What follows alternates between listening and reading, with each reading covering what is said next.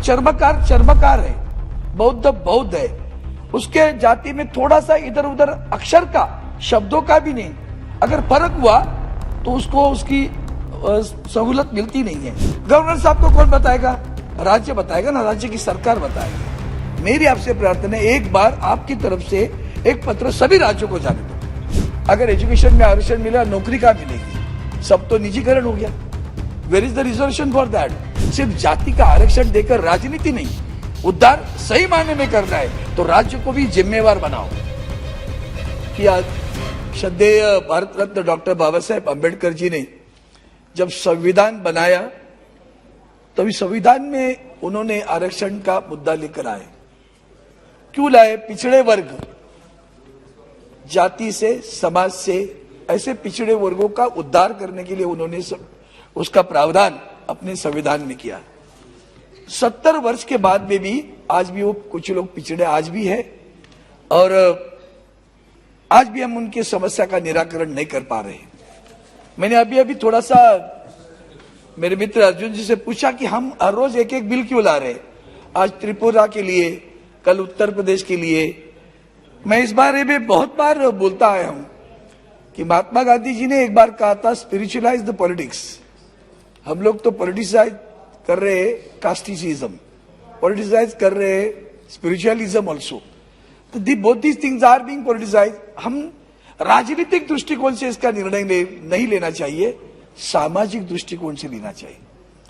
स्वराज्य, समता और बंधुत्व, फ्रीडम, इक्वालिटी, फ्रैटर्निटी, इस प्रिंसिपल को लेकर ये संविधान में आए, सारे प्रावधान आए। आज हम अभी महाराष्ट्र की बात करते हैं। मैं बहुत बार बोला हूं 7 बरस।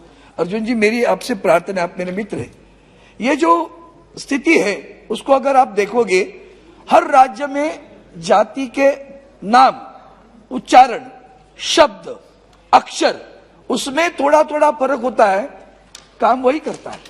चर्मकार चर्मकार है, बौद्ध बौद्ध है, उसके जाति में थोड़ा सा इधर उधर अक्षर का, शब्दों का भी नहीं, अगर फर्क हुआ तो उसको उसकी सहूलत मिलती नहीं है, सुविधा मिलती नहीं है।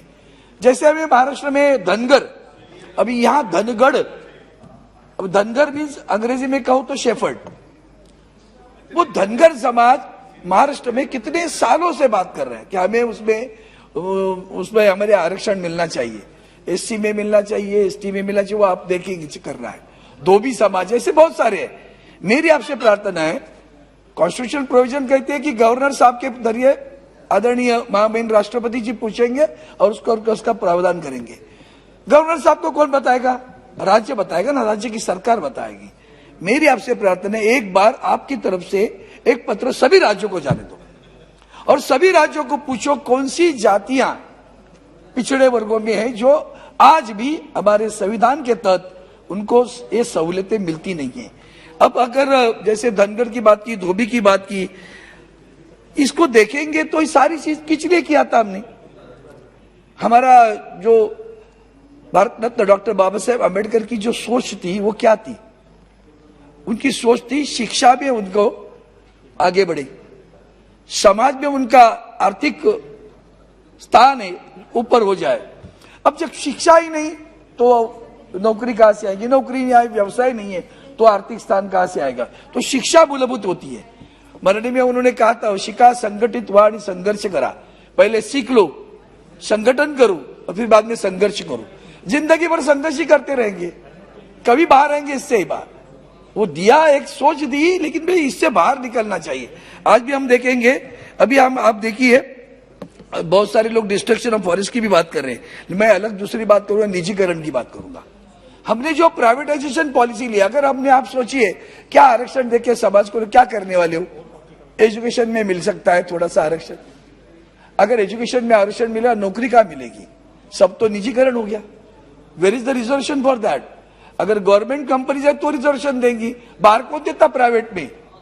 और वही निजीकरण में भी सारा कॉन्ट्रैक्ट है, कोई परमानेंट जॉब नहीं रहा। अभी मिलेगा क्या? इतना दूर आने के बाद में भी हमारे महाराष्ट्र में मराठा समाज, बहुसंख्यक मराठा समाज है, रास्ते पर आया हुआ है।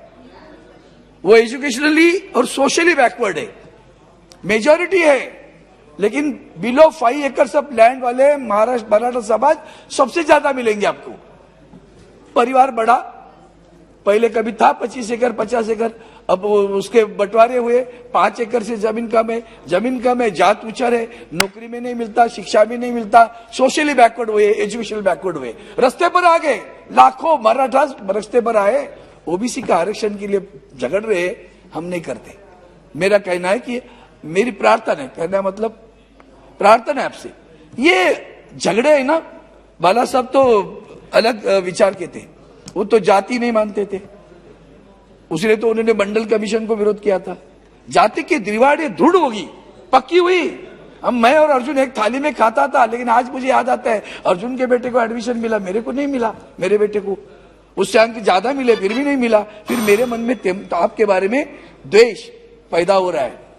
ये जो दीवारें हम खड़ी कर रहे हैं ना, उसको सोचो, अमीर और गरीब किसी भी जात पात पंथ धर्म का हो, वो गरीब है, उसका गरीब का उद्धार करने की बात आती है। ठीक है, हम जाति न्याय कर रहे, शेड्यूल कास्ट से शेड्यूल ट्राइब कर सकते हैं, शेड्यूल कास्ट में इनकॉर्पोरेट कर सकते हैं, ऐसे बहुत सारे वर्ग है। तो ये अगर सोचना है तो मैं आपसे बात प्रार्थना करता हूं, एक बार राज्य को आप लिखिए, हर राज्य को लिखिए, एक बार बता तो दो। और इतना नहीं, सिर्फ जात नहीं बताओ, उनका पॉपुलेशन बताओ, उनका पिछड़ापन बताओ, ऐसे करो। और उसी पर एक बार ऐसा बिल लेके आओ कि आगे चलकर, जैसे अभी 70 साल तक हम यहां इसी चीजों पे बातें करते रहे, कोई भी होने तो राजनीति सरकार, लेकिन इससे बाहर निकलना है कि नहीं निकलना है? अगर बाहर निकलना है तो एक ही बार करो। और समस्या आगे है, आरक्षण देने के बाद क्या होगा, उसका उद्धार कैसे होगा?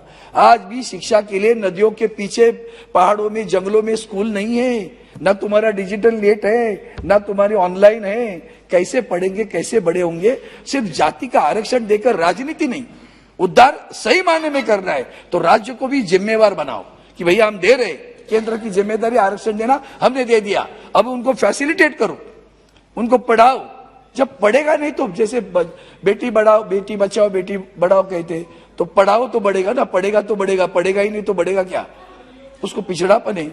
इसको लेकर आप अगर ये विषय लेंगे, स्वागत करता हूं, लेकिन मैं ये भी चाहता हूं, ये रोजाना नहीं चलना चाहिए, एक बार टुकड़ा निकल दो। जितनी भी पिछड़े वर्ग है, पिछड़ी जातियां हैं, उनको अगर न्याय देना है तो एक बार अच्छा बिल लेकर आओ, ताकि देखो अर्जुन जी, नाम अर्जुन है, इतिहास में भी, लोकसभा के इतिहास में भी एक ऐसा अर्जुन निकला कि जिसने लक्ष्य पर बाण मारा और सभी जातियों को न्याय दिया। ऐसा भी होना चाहिए, काम आपके शुभ कार्यकाल में हो जाए, ऐसी शुभकामनाएं देता हूं। मेरे वाणी को विराम देता हूं। जय हिंद।